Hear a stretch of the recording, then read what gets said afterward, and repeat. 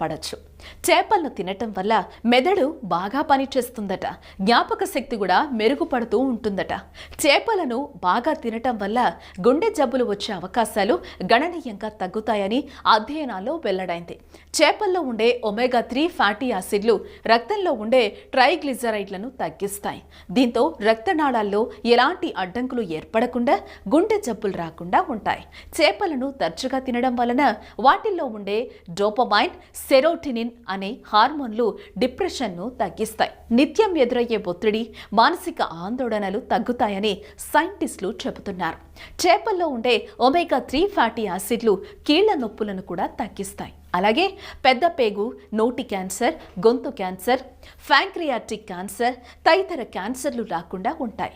స్త్రీలలో ఋతుక్రమం సరిగ్గా ఉండాలన్నా, ఆ సమయంలో ఇతర అనారోగ్య సమస్యలు రాకుండా ఉండాలన్నా తరచూ చేపలను తినాలని